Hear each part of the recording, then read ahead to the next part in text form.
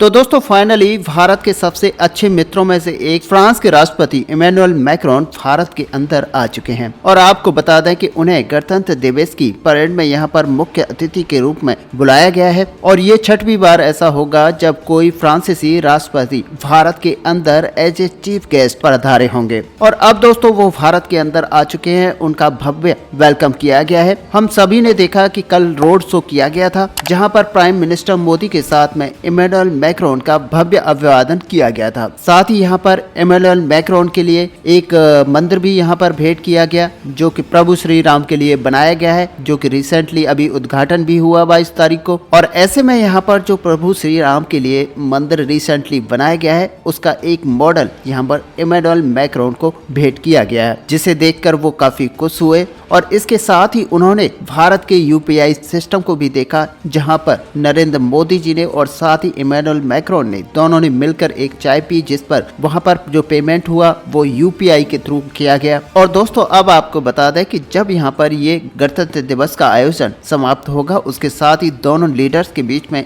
एक bilateral talk की जाएगी, जिसको लेकर फ्रांस और भारत को दोनों को यहाँ पर काफी उम्मीदें हैं। और इसी दौरान जो 26 मरीन फाइटर जेट को खरीदने की बात यहाँ पर की जा रही है और राफेल एम को भारतीय नौसेना के द्वारा चुना गया है, उनको लेकर कुछ बड़ा डेवलपमेंट यहाँ पर निकलकर सामने आ सकता है। यानी कि यहाँ पर कहा जा सकता है कि जिस तरह से यहाँ पर इस पूरी डील को एक फाइनलाइज स्टेज तक पहुँचाया गया है तो इसको माना जा रहा है कि अब यहाँ पर ये डील साइन हो सकती है। ऐसे में यहाँ पर भारतीय नौसेना की रिक्वायरमेंट के लिए ही जो कलवरी क्लास की एडिशनल 3 सबमरीन भारत को चाहिए, उनको लेकर भी यहाँ पर डील हो सकती है। और सबसे बड़ी बात कि यहाँ पर सिविल पर्पस से न्यूक्लियर पावर प्लांट भारत के अंदर जो स्थापित किए जाने हैं, इनको लेकर यहाँ पर बड़ा डेवलपमेंट भारत और फ्रांस के बीच में देखा जा सकता है। लेकिन दोस्तों जो हमारी एक शिकायत एयरबस को लेकर यहाँ पर फ्रांस से जुड़ी हुई थी और ऐसे में भारत की लगातार ये कोशिश की जा रही थी कि एयरबस भारत के अंदर एक प्लांट लगाकर इसकी तैयारियां शुरू करे। अब ऐसे में दोस्तों अगर देखा जाए तो पिछले 1 साल के अंदर लगभग 700 की संख्या में विमानों की खरीद भारत के द्वारा की जा रही है, यानी कि ऑर्डर्स प्लेस कर दिए गए हैं। और ऐसे में दोस्तों यहाँ पर इतना बड़ा ऑर्डर प्लेस करते हुए भारत के अंदर कोई प्लांट अभी तक नहीं लगाया गया है। ये बड़ी बात है क्योंकि प्लांट लगने से भारत और एयरबस दोनों को ही बड़ा फायदा होने वाला है। इसके अलावा C295 जो कि मिलिट्री एयरक्राफ्ट है वो भी हम लोगों ने एयरबस से खरीदे हैं, जिन्हें इस समय टाटा कंपनी भारत के अंदर ही एयरबस के साथ मिलकर मैन्युफैक्चर कर रही है, जिनकी टोटल संख्या यहाँ पर 56 थी, जिनमें से 16 बने बनाए विदेशों से एक्वायर किए जाएंगे, साथ ही बाकी जो हैं वो भारत के अंदर मैन्युफैक्चर किए जाएंगे। लेकिन इन सब के अतिरिक्त हमने काफी लंबे समय से यहाँ पर वेट कर रहे थे कि एयरबस अपनी एक मैन्युफैक्चरिंग फैसिलिटी सिविल एविएशन के क्षेत्र में भारत के अंदर स्थापित करेगी। और जिस तरह से दोस्तों यहाँ पर रिसेंटली इमैनुअल मैक्रोन चाइना के विजिट पर गए थे तो वो चाइना के अंदर ऑलरेडी एक फैसिलिटी यहाँ पर स्थापित है, वहाँ पर दूसरी फैसिलिटी स्थापित करने के लिए वो कमिटमेंट करके आए थे। उसके अलावा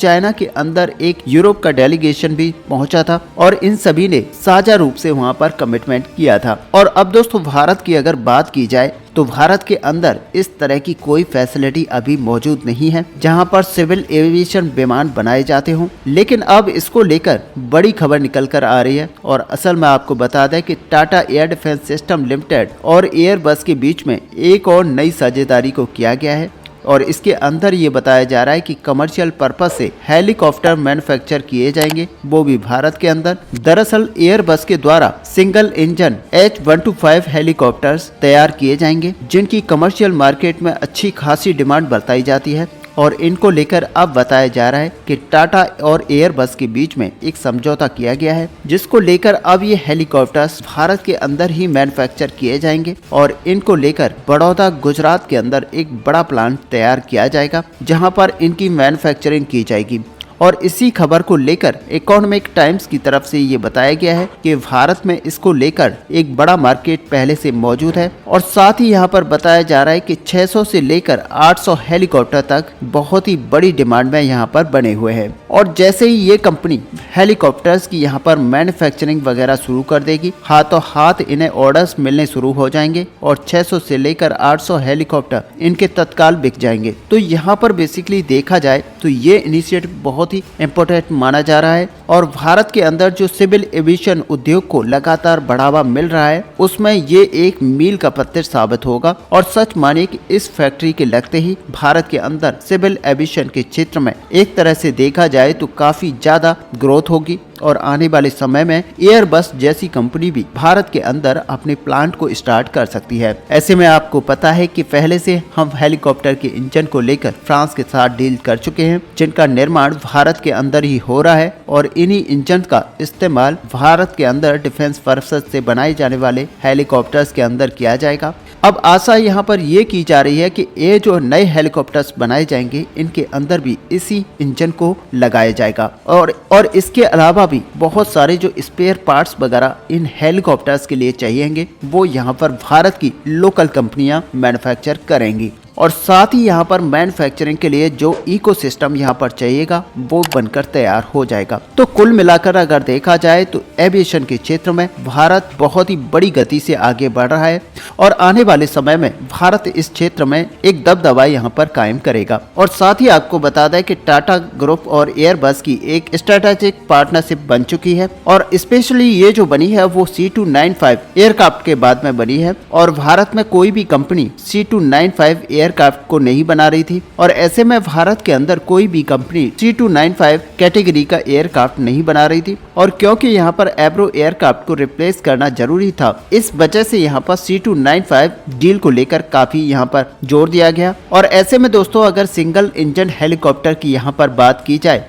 तो इस कैटेगरी में लाइट यूटिलिटी हेलीकॉप्टर यानी कि LUH ऑलरेडी बनाए जा चुके हैं और इन हेलीकॉप्टर को चीता रिप्लेस करने के लिए बनाए जा रहे हैं। और बताया ये जा रहा है कि इंडियन एयरफोर्स की तरफ से 61 हेलीकॉप्टर्स का ऑर्डर्स यहां पर दिए जाएंगे। साथ ही इंडियन आर्मी की तरफ से 126 हेलीकॉप्टर्स का यहां पर ऑर्डर प्लेस किया जाएगा। हालांकि फिलहाल के लिए जो ऑर्डर्स है अभी 6 हेलीकॉप्टर्स के लिए दिए गए हैं, लेकिन आगे चलकर यहां पर ज्यादा हेलीकॉप्टर्स के लिए ऑर्डर दिए जा सकते हैं और यहां पर ऐसे ही हेलीकॉप्टर्स के लिए एक रिक्वायरमेंट इंडियन कोस्ट गार्ड की तरफ से भी दिखाई गई है जिसको एक्वायर यहां पर किया जाएगा। लेकिन यहां पर दोस्तों ये समझना पड़ेगा कि एयरबस की तरफ से जो हेलीकॉप्टर्स बनाए जाएंगे वो सिविल एविएशन को एड्रेस करने के लिए बनाए जाएंगे। इसका सीधा मतलब है कि यहाँ पर सेनाओं के लिए नहीं बल्कि सिविल के क्षेत्र में हेलीकॉप्टर्स को बनाने के लिए काम किया जाएगा। अब दोस्तों आपको बता दें कि सिविल एविएशन के क्षेत्र में हेलीकॉप्टर्स को उपयोग करने वाला जो पोर्शन है वो भारत के अंदर बहुत ही तेजी से बढ़ रहा है और इस समय देश में 15 ऐसी कंपनियां हैं जो कि इस सेगमेंट को एड्रेस करने की कोशिश कर रही हैं और इन कंपनियों की जो सबसे बड़ी कंपनी है वो पवन हंस है और इसके बाद लगभग 26 हेलीकॉप्टर्स हैं।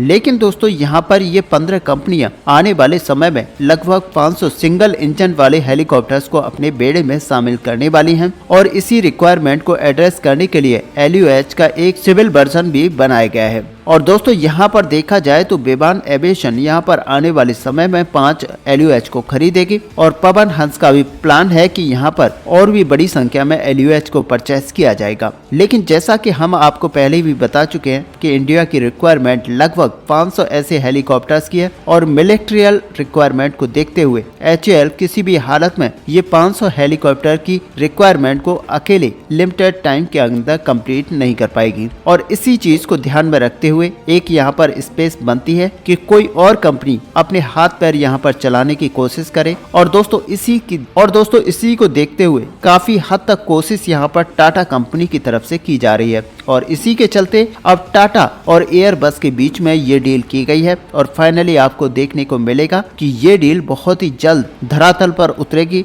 और एक प्लांट को बनाकर तैयार करेंगे। साथ ही यहाँ पर सिविल एविएशन के क्षेत्र में हेलीकॉप्टर्स को बनाकर जल्द से जल्द तैयार किया जाएगा। ऐसे में दोस्तों आपका इस पूरे टॉपिक को लेकर क्या व्यू है, आप अपना व्यू हमें कमेंट पे लिखकर जरूर बताएं। साथ ही अगर वीडियो आपको अच्छी लगी हो तो लाइक और शेयर करना ना भूलें। मिलते हैं नेक्स्ट वीडियो में, तब तक के लिए जय हिंद जय भारत।